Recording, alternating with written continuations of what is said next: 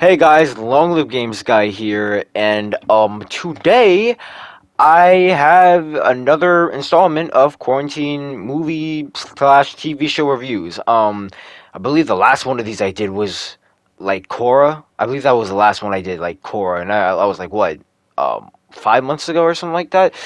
Um, yeah, we haven't done one of these in a minute, to say the least. But today I have special news to tell you about quarantine movie slash TV show reviews, and that news is that I I have watched a ton of stuff over the past month. Like that was like the reason why I stopped doing it is because I pretty much like did not watch a lot of things. Um, like period, like in general, like video games kind of took over, so I haven't really watched a lot of things, but um I have watched a ton of stuff over the past month. So I have something I prepared something for you. So I'm going to have a review once a week, every week for as long as I have stuff to review. So you know, as long as I have stuff to review, like so at least for the next 5 weeks, you're going to have at least one quarantine movie review for that week. And if I do miss a week, only one a week though, only one a week. But if I do miss a week, I will do two the following week to make up for it. So again, once a week for the next 5 weeks, I'm at least have a review at least once a week, or again following week followed up with two reviews if I miss one. So let's get into our first review. I'm going to be reviewing the latest thing I have seen within the past. I like this show just finished like a week ago, I think, or last week. Like, yeah, it just finished like last week, and I'm like, oh my gosh, I have to review this. So, that show is,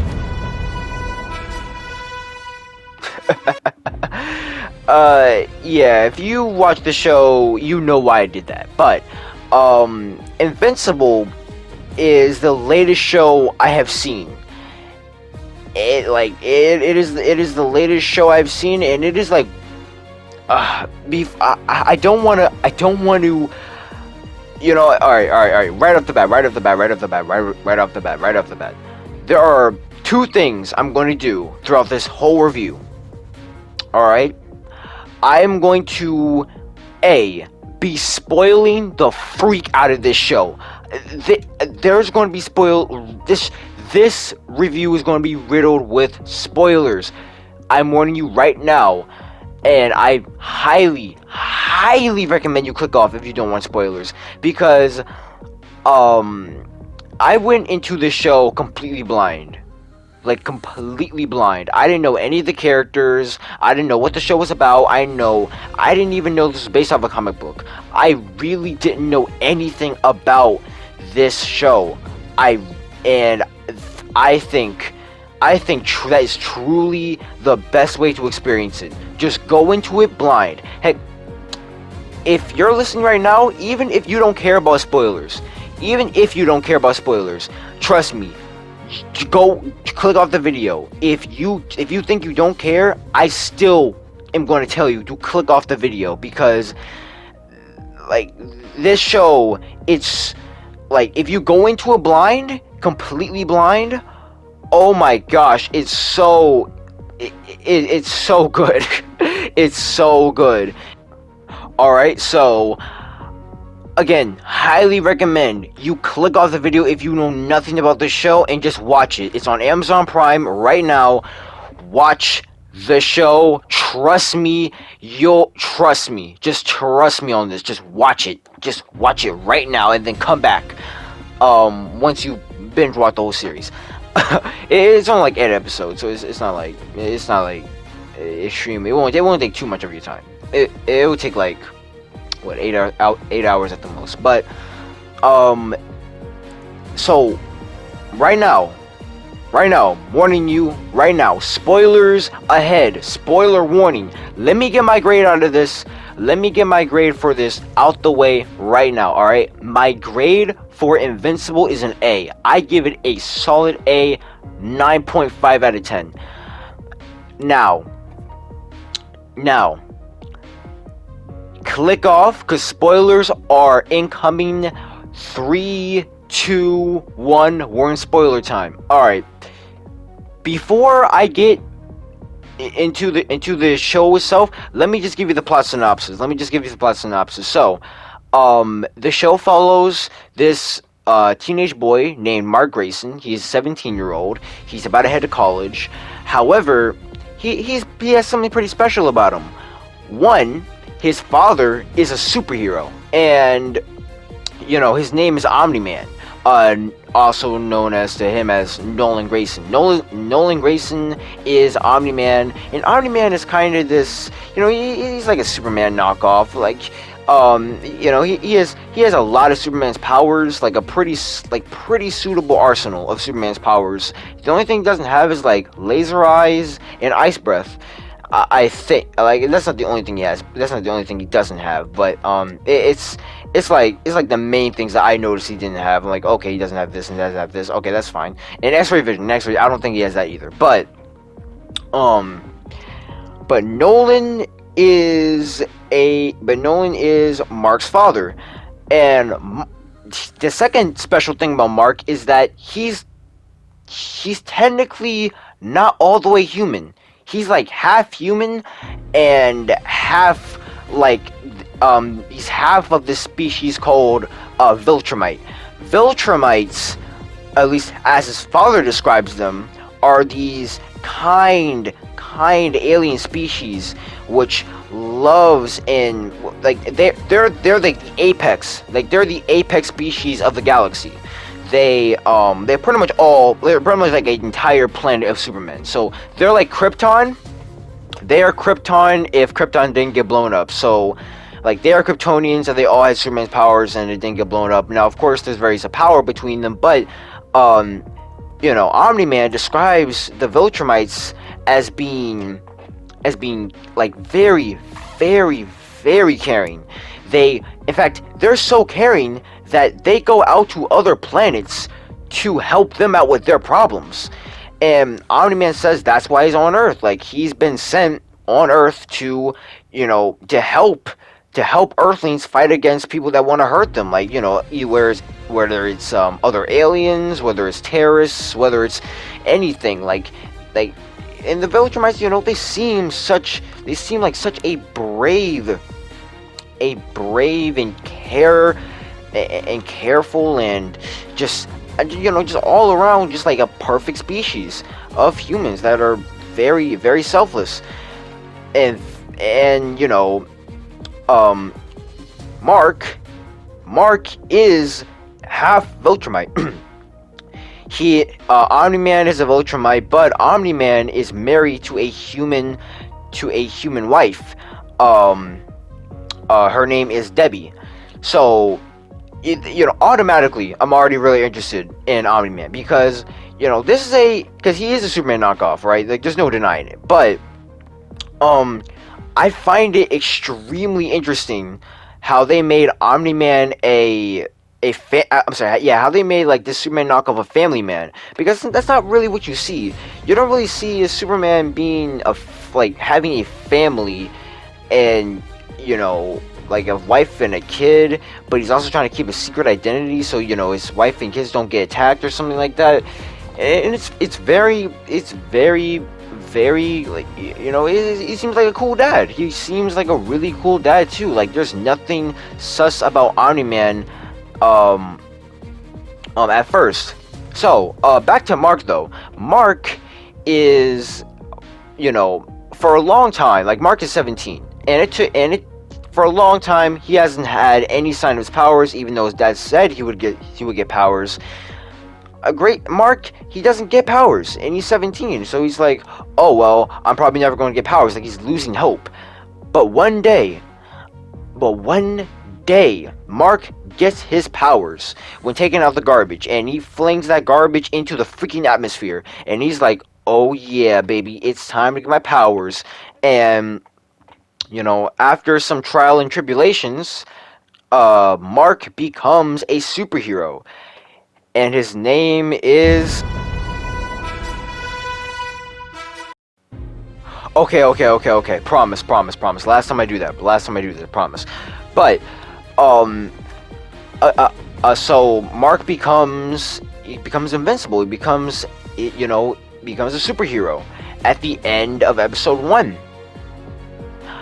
Now, see, I just described, the plot of episode 1. From how I'm describing it, it seems very lighthearted, very, kind of like a family-friendly cartoon. Now, it's not really family friendly. There are some swear words, every now and then, so it's not completely family friendly, but it's very lighthearted. I mean, you could practically pass it for a cartoon. It is very lighthearted. Episode 1 is very lighthearted for about 99% of it. 99% of it, very, very lighthearted. However, that 1%, that little 1% though, kind of changes everything. Because,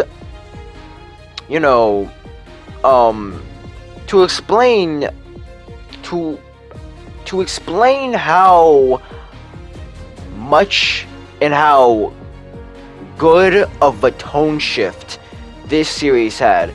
If anyone remembers a little game that released back in 2017 called Doki Doki Literature Club, and the game kind of blew up. It kind of blew up on YouTube. It got a lot of less players playing it, and anyone who probably didn't look into Doki Doki Literature Club at the time probably didn't get what all the hype was about. And that's because Doki Doki Literature Club has one of the best tone shifts I've ever seen. Because at first, my bad, I should use the word subversion.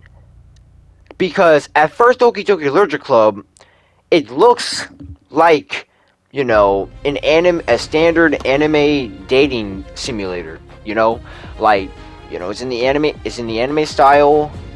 Everything about it screams lighthearted, cute anime simulator.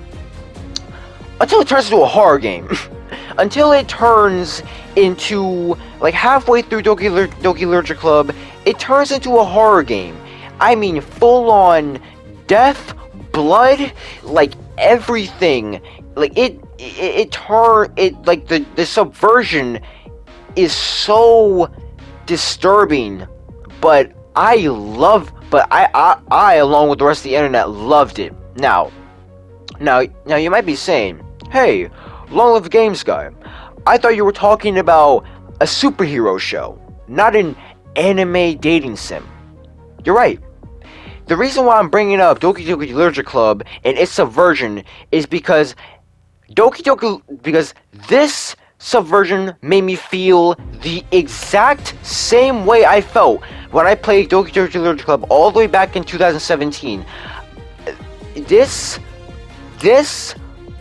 is exactly how I felt. The ending of episode 1 made me feel exactly how I felt when I played Doki Doki Literature Club and got to the moment where everything changed.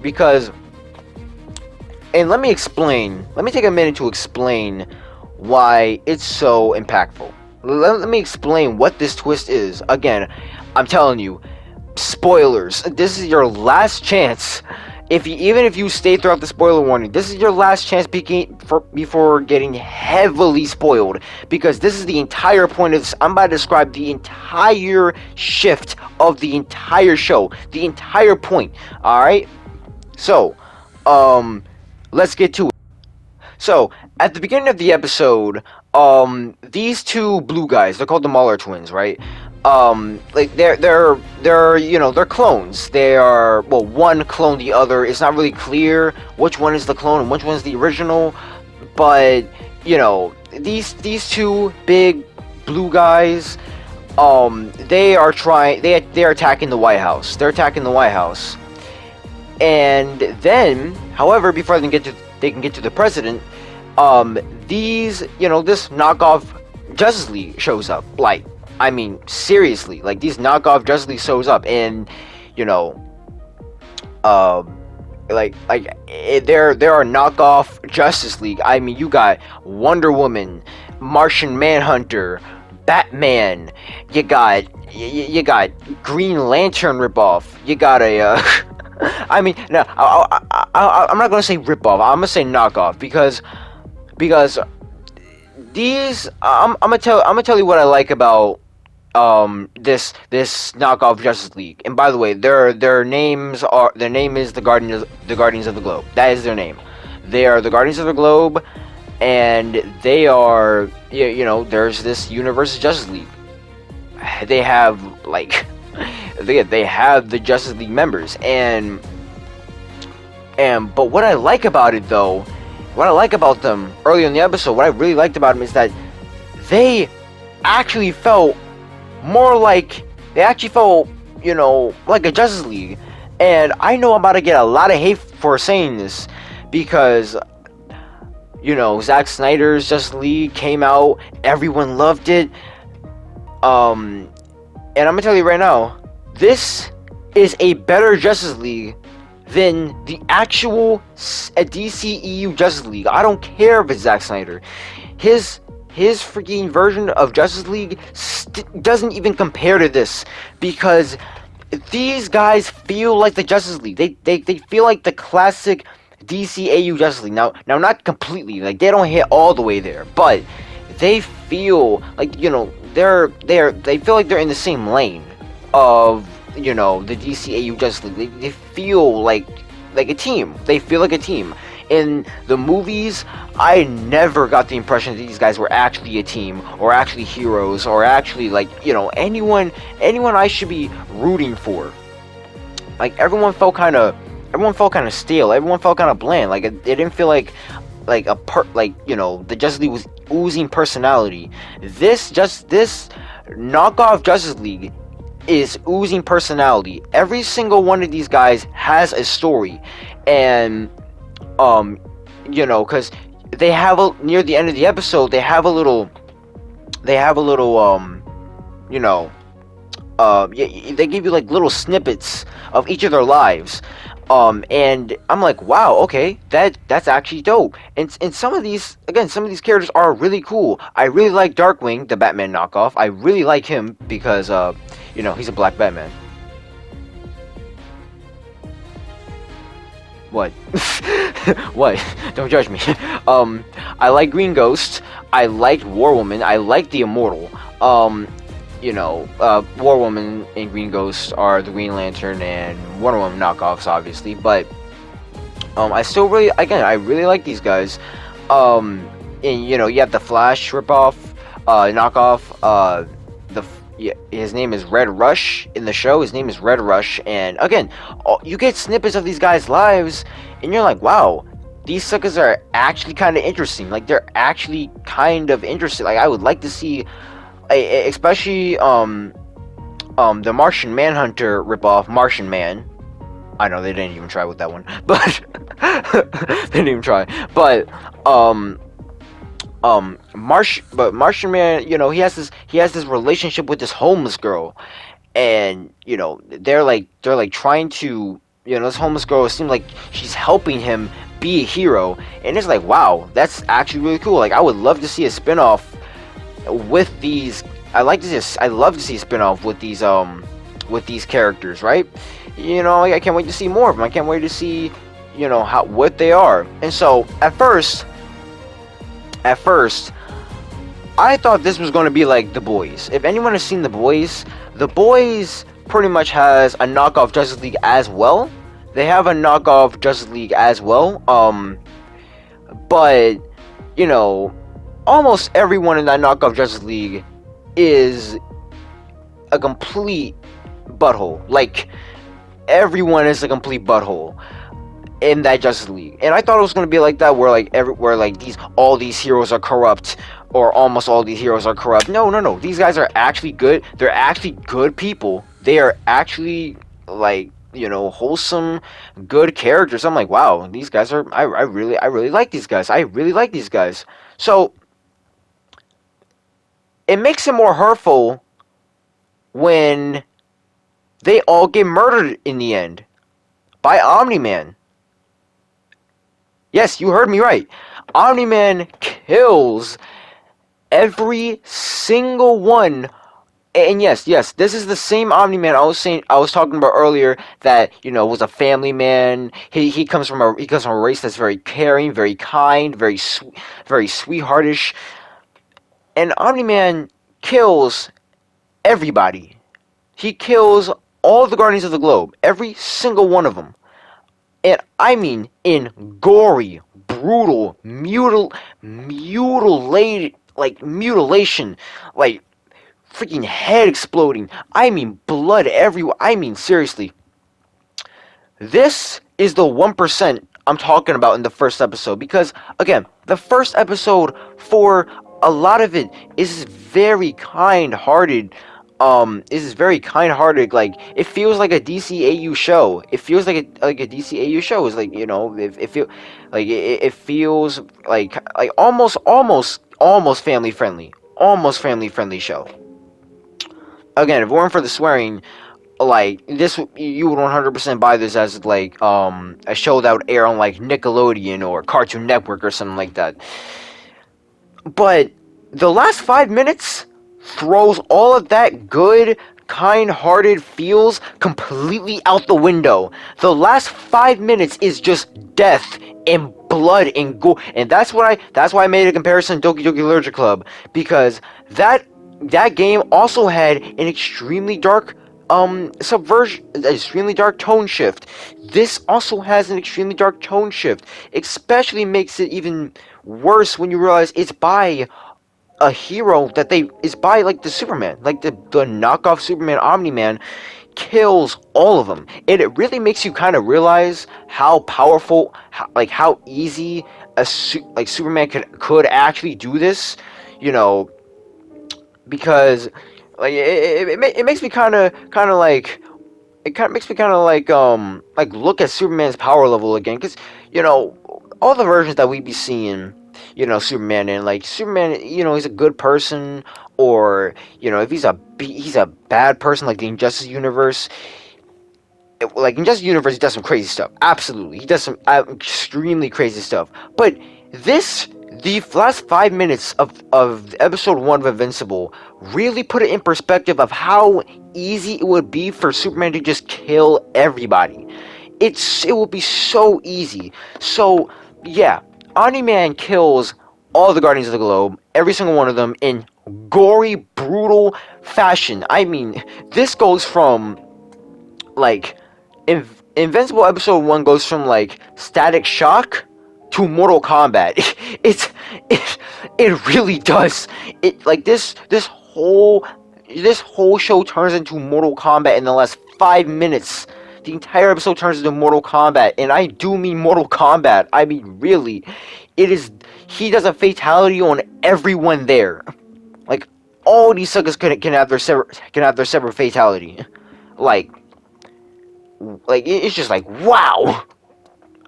um yeah, so Omni-Man, so pretty much this is, I feel like Omni-Man killing the Guardians of the Globe in like the last 5 minutes of episode 1, some people may not like it. They may feel like they may to be honest, bro, I don't, if people don't like it, man, I have to be honest, bro. I'm not gonna pay attention to you, because this, I feel like, is the greatest hook I think I've ever seen for a next episode.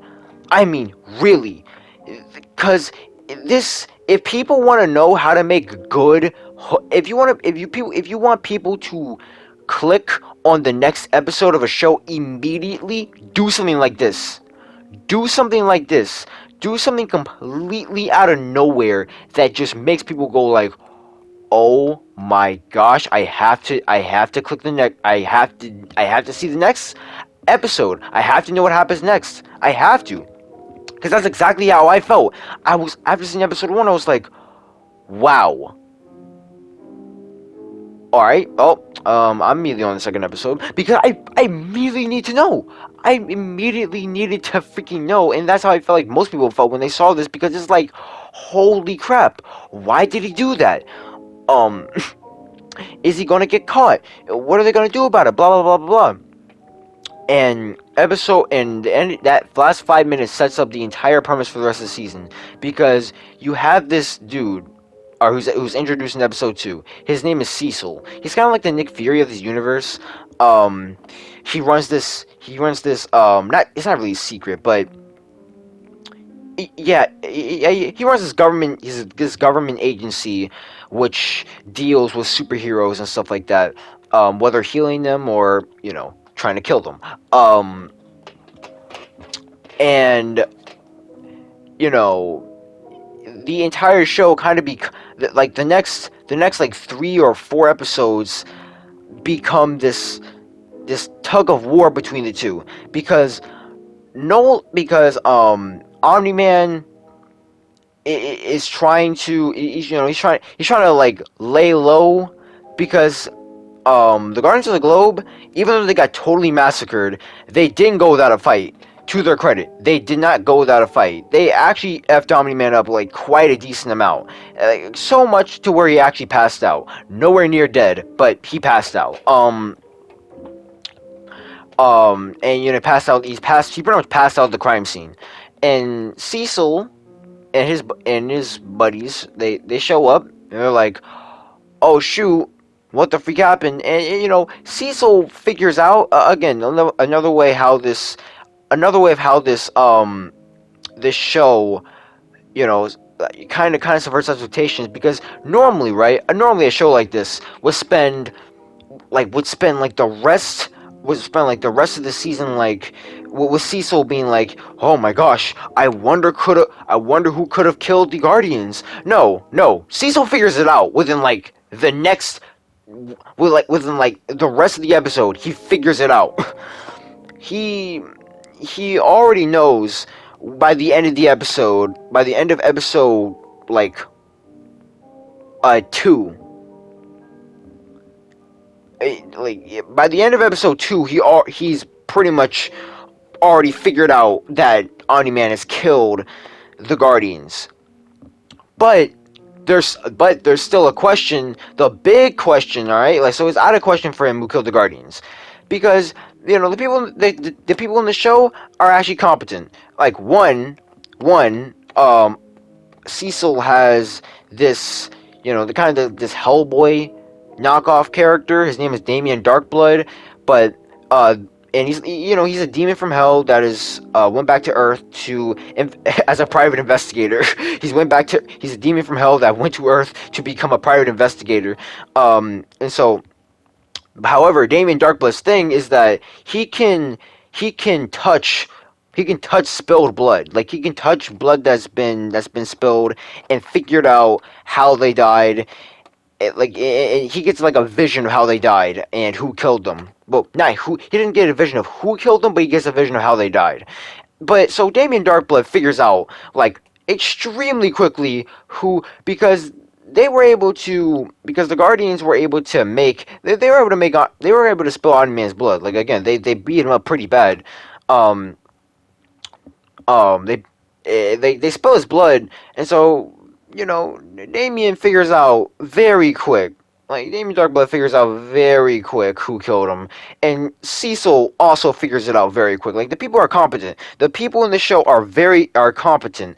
Like, they know who did it. However, here's a much more interesting question. A much more interesting question comes to rise. What are they going to do about it? Because unlike Superman, Omni-Man doesn't have kryptonite. He doesn't have a kryptonite, like, a substance or anything like that. Like, he is freaking truly invincible, bro. Like, he is very, very, very, very powerful. And like Superman, if Superman ever does him like this, I mean, Batman's got the kryptonite ready to snipe him in the head with it at any time like that. But Omni-Man doesn't have kryptonite, and Plus, the top superheroes of the world are dead. They are dead as freak. So, again, the question is, what are they going to do about Omni-Man? If, like, if they do confront him, so it kind of becomes a more interesting, it becomes a more interesting plot line of Cecil. He's kind of actually trying to keep to keep rumors about the news about Omni-Man killing the Guardians. He's actually trying to keep it away from the public because like, he's trying to keep it from going to light as much as possible because he doesn't want he doesn't want Omni-Man to do something drastic. He doesn't want Omni-Man to do something drastic. Like he needs as much time as possible to figure out a way to subdue or kill Omni-Man. Damien Darkblood, he threatens to tell people about Omni-Man killing the Guardians, and Cecil's like, I bet. Sends him back to hell for the rest of the season. It's like, dang, he's really serious about this. Like, even though Darkblood has figured out the entire, like they both know who did it, and Cecil is just trying so hard to keep information in house that he sends Damien Darkblood to hell. you know, um, he sends him back to hell through like an exorcism or something like that. And that's all through episode 2. But episode 2 is really good at showing how powerful, how scary Omni-Man is, because what Omni-Man did to the Guardians. Are like, okay, well they can still like defeat him if they get someone strong enough. Because in episode 2, right? Episode 2, Mark becomes, Mark is a superhero. He's been a superhero for like, I don't think I think, yeah, it's only been like a day. He's only been like a day. He's he's a superhero, and he's like, yeah. And so he gets his first big job, alien invasion. Yeah, in the second episode, aliens invade the planet, and Invincible's the first one on the scene. Again, this is when another subversion freaking trope happens. another subversion of a trope happens because Invincible shows up and does that cliche hero thing of, hey, stop what you're doing, leave these people alone. In your everyday family friendly cartoon, the aliens would stop shooting at people and be like, ha ha, who are you, or something. Oh, no, the aliens are like, okay. And they shoot the freak. They shoot everybody in front of Mark. And Mark is like, oh my gosh. Because here's the thing in the show. Here's the thing about the show that makes it very suspenseful. This show has has a lot of guts. It will kill anybody. It really will kill anybody. I mean, anybody can get murked. Civilians get murked. There are real consequences. There are very real consequences to stuff that happens in this show. Because if the heroes f up, people die. And that's just the truth. Like, there is no plot armor to make everything okay. No, if the heroes f up, people will die, and I mean a lot of people. And Mark and the aliens, Mark shows up, tries to do the cliche hero thing, and the aliens just kill everybody. They're just like, who are you?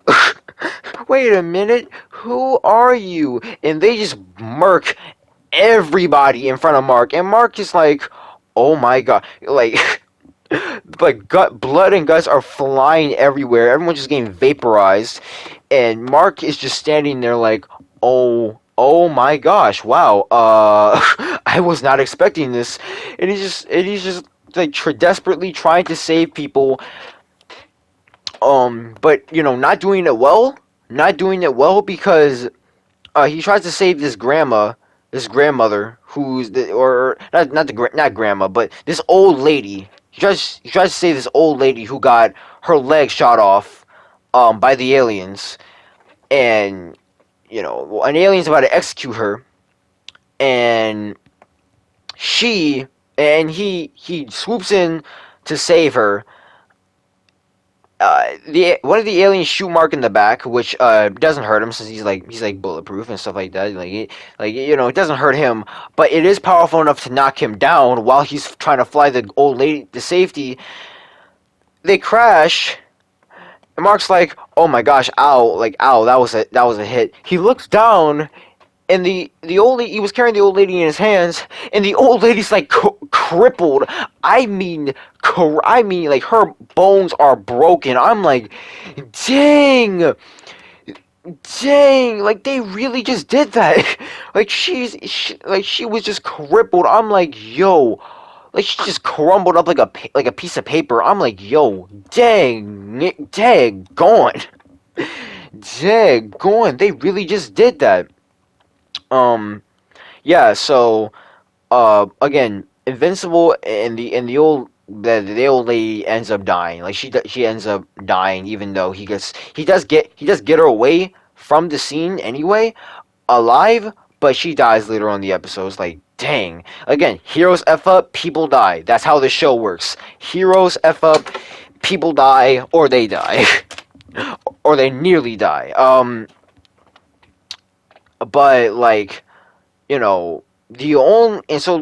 only reason why the aliens lose is because this other team of superheroes, all right, they're not the Guardians of the Globe, they're dead, but this other team of superheroes called the Teen Team, yes, the Teen Team, they show up and they're like, "Hey, need a hand," and they fight off the aliens for Mark. They fight off the aliens, and specifically this teenage girl called Adam Eve. She pretty much carries Teen Team. Like she's by far their most powerful member. You got this like Adam Eve can like turn matter into whatever she wants. Like she pretty much has the reality stone. She pretty much has the reality stone in her fist, but she can't use it on like living, breathing things or whatever. Yeah, they got this hero called Duplicate, and she can pretty much make other versions of herself, but they're not like holograms. Like they're actual like physical other versions of herself that can die, that can die and get brutalized. But hey, as long as the original doesn't get killed, it doesn't matter. As long as the original doesn't get killed, it doesn't matter. But they can very much die. You got the next member of their team. His name is Rex Splode, otherwise known as Rex for like most of the season, and he's the funniest character in my opinion because this sucker's a complete butthole. He cheats on his girlfriend. He cheats on his girlfriend with one of the other members of the team with Duplicate. He like he just totally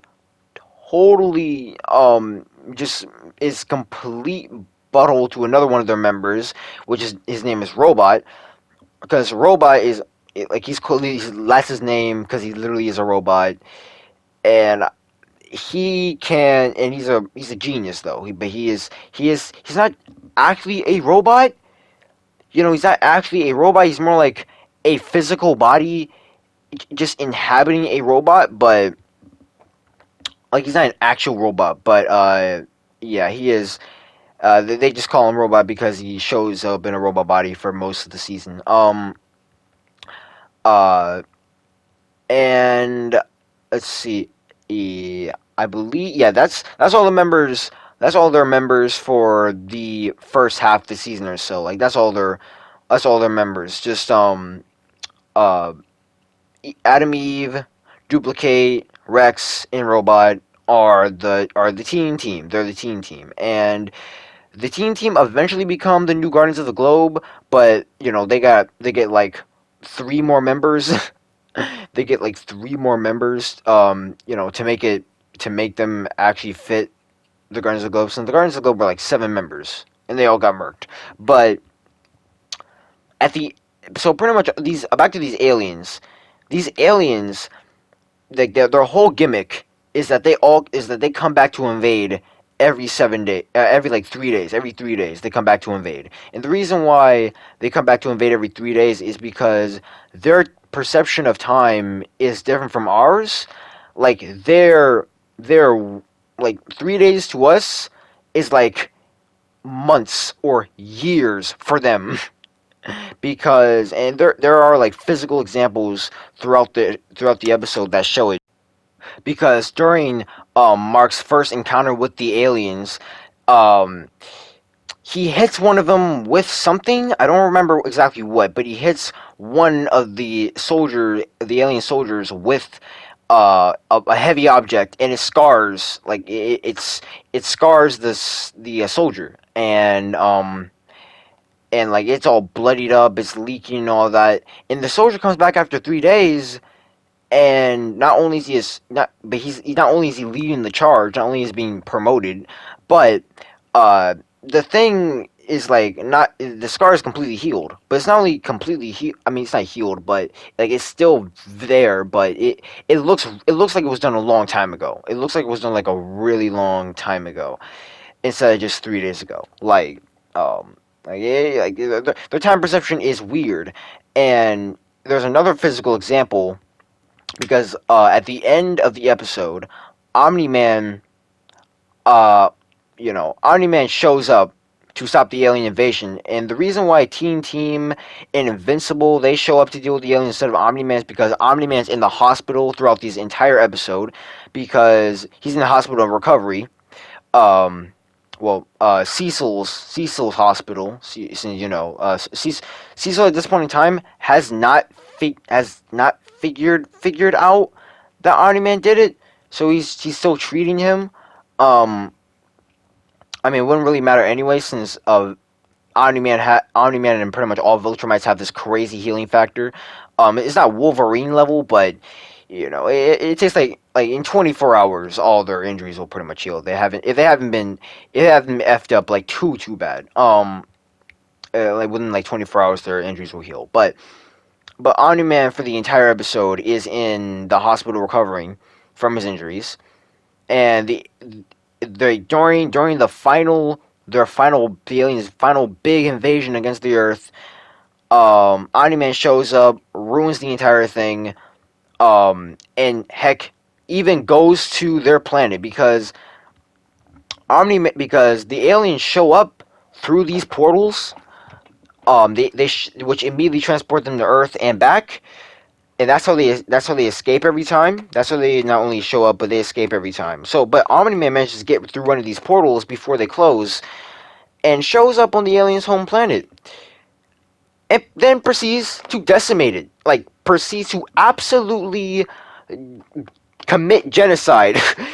Proceeds to commit genocide on their entire species because, like, and heck, Omni-Man even says a line, "Earth is not yours to conquer," goes like that, and then Omni-Man proceeds to, commit genocide on their, commit complete genocide on their planet, just destroy. They just ruin it. I mean, he just freaking like obliterates them, and there he only leaves like a few alive. He only leaves like a few alive. No, he doesn't kill every single one of them as it shows, but um, he only leaves like a few of the aliens alive. Only a few of them, and they're just so they can bring him back so they can open a portal to bring him back to Earth. And Omni Man is holding this, like, it seems like a top of a mountain over their heads. Like he's holding like the tippy top of a mountain over their heads. Um, as they're working on the portal to take him back home. So they get the portal working. Omni Man flies in, but he also, in the meantime, he lets go of the giant piece, the giant rock, the giant like freaking mountainside, and they land on the aliens. Like they land on the aliens, but even that wasn't everybody. So as you see by the end of the show, he didn't kill every single one of them, but he killed a good few. He killed a good amount, a good amount of their species. So but however, the thing that the other evidence that their time works differently is that Omni-Man, Omni-Man is, he grows a beard. Like when he shows up to the planet, he's clean shaven.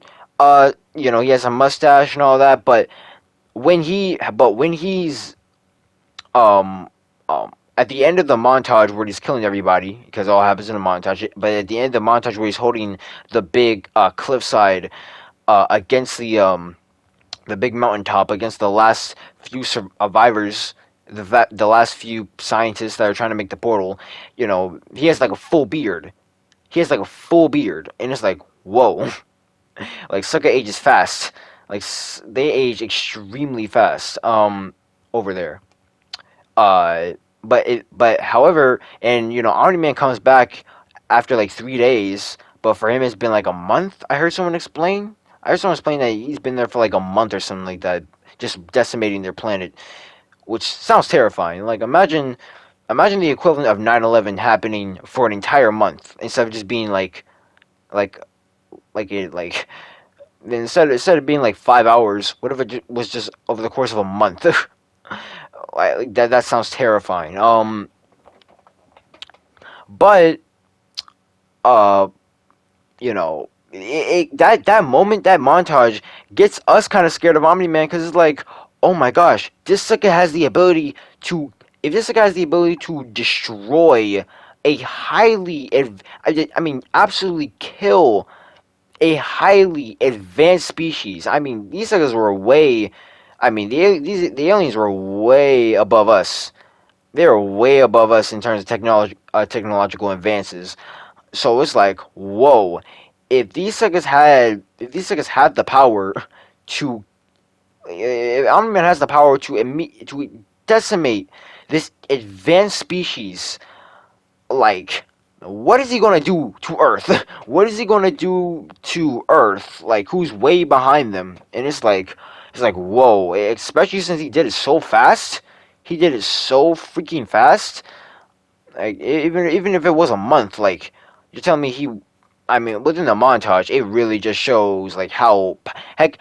There's a moment where Omni Man he flies so fast that he flies so fast that he ends up causing like the equivalent of a nuclear explode. Like he flies through some planets and causes the equivalent of like it causes like a humongous explosion by just crashing through. Like that's how fast he flew. He flew so fast, building up a bunch of energy, and it just ex- caused the equivalent of a nuclear explosion. It's like what on the aliens planet. It's like what the freak?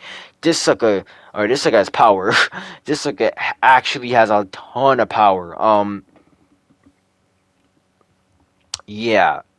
So um however, that's still not this. It's still not like the moment where Omni Man is like the scariest to me. But hold on, let me get my I meant to do this first, but let me get my negatives out the way. Let me get my negatives about this show out the way. Right now, I feel episode 6 was too weak. I feel like episode 6 was a weak episode compared to the rest because I loved like almost every single episode of this series, and I felt like episode 6 was by far the weakest. However, I still don't think it's a bad episode. I still don't think it's a bad episode. I just feel like it spent too much time on William and Rick's relationship, which I didn't really care about. But apart from that, it was still pretty dope. Like it was still a pretty dope, episode. And it sets up. Episode 6 sets up for some of the coolest moments in the show. Like it sets up for some of the coolest moments in the remainders of the in the remaining episodes that come after. It's like, oh my gosh, I can see. Okay, I like episode 6 a little bit more now, since it sets up a lot of cool stuff. But uh, moving on from that, man. The other negative I have is Amber. I really didn't like her. She's a complete, because Amber is like Mark's crush, who manages to become and they manage to become girlfriend and boyfriend. But but Amber says something. She pretty much reveals that, because through the entire show, Amber has been giving the entire season. Amber gives Mark crap about not being at specific events, and not showing up for stuff.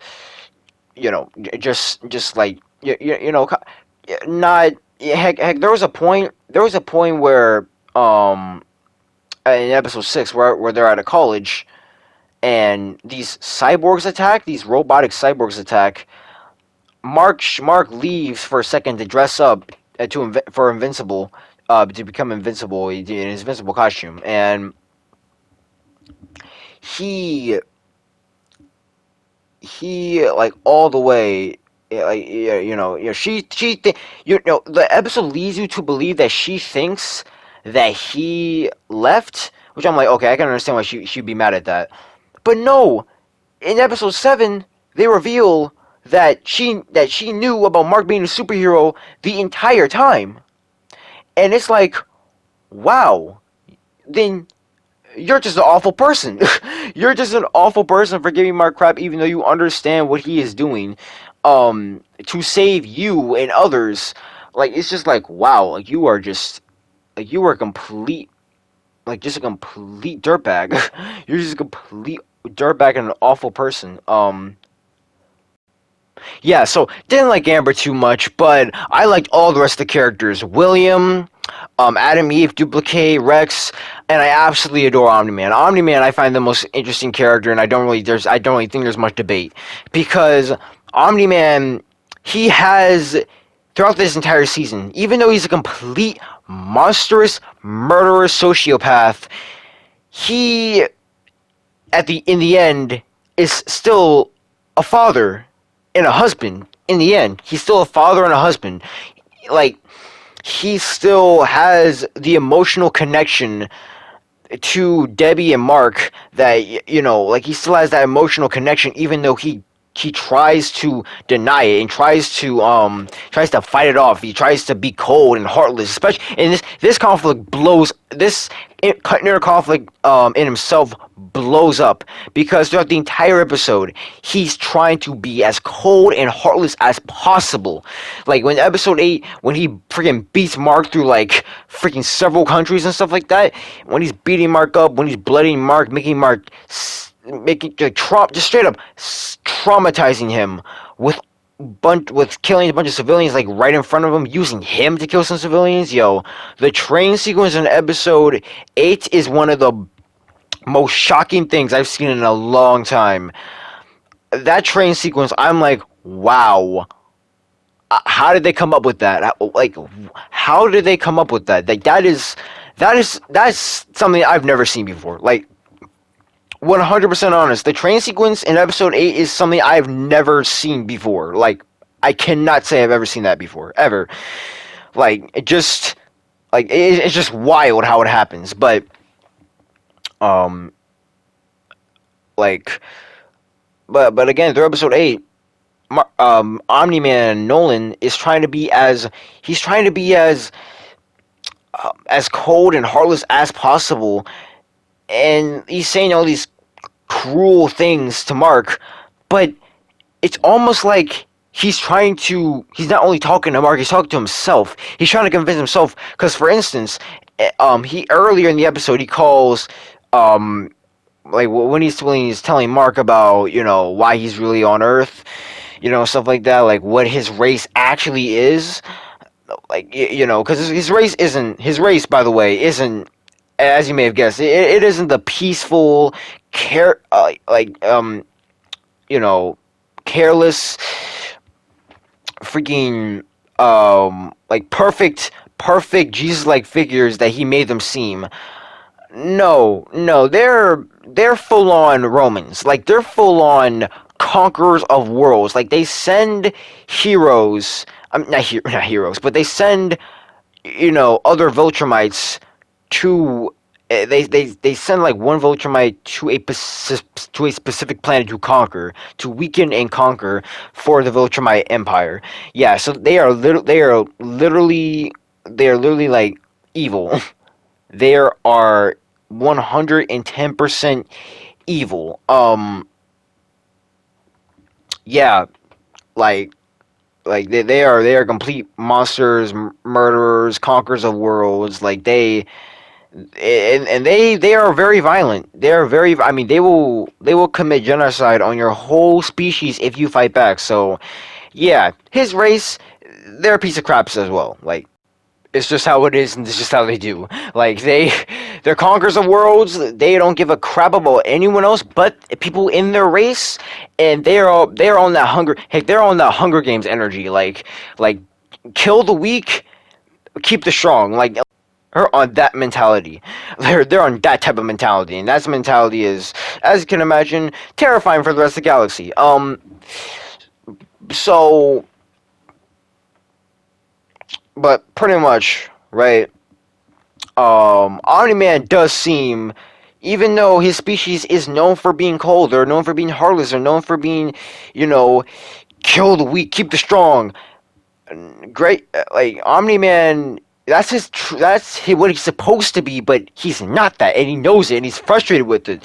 He's frustrated that's not that, and I just find that's super interesting, man. Like that's such a cool like concept. Like, dude, it's like such an interesting character, man. Like such an interesting, well, just such an interesting character, man. Like, but one more thing I want to give this show praises for, though, is the action. The action in animation is absolutely incredible. Now, I did notice people pointing out to me later some of the background characters, looking a little janky. Like that's where so I'm like, okay, they really didn't have as much of a high budget as I thought. They didn't have. It's clear they didn't have the best budget for this show. Some of the background characters look a little janky, but I mean, it still does not take away. Like I had to have them pointed out to me. So that shows because I mean, that's in like the background, right? But what's in front of the screen though, I feel is amazing. The animation, especially in the last two episodes, is like incredible. Like they go all out. They go all out. And it's absolutely amazing, bro. I'm like, dang. Like, holy crap. Things look incredible in the last two episodes. Animation goes wild. There's like this nuclear explosion that happens because Cecil is trying to pretty much kill Omni-Man at all costs.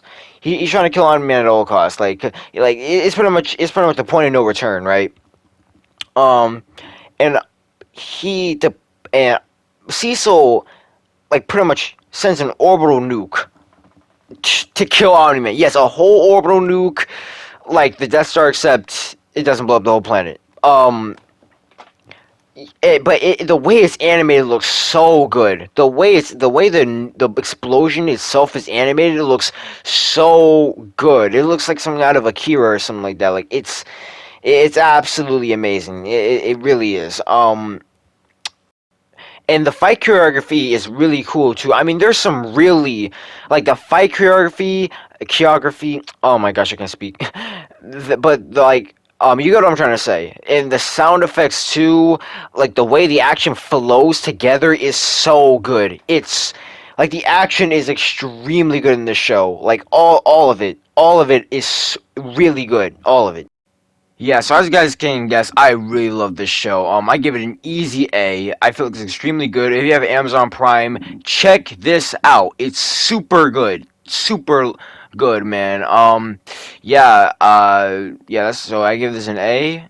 Um, so Avatar: The Last Airbender is not only the only show that hooked me by the first episode anymore. Surprising. Good job, Invincible. So I'll have a review for next week. Tune in. and long games guy out.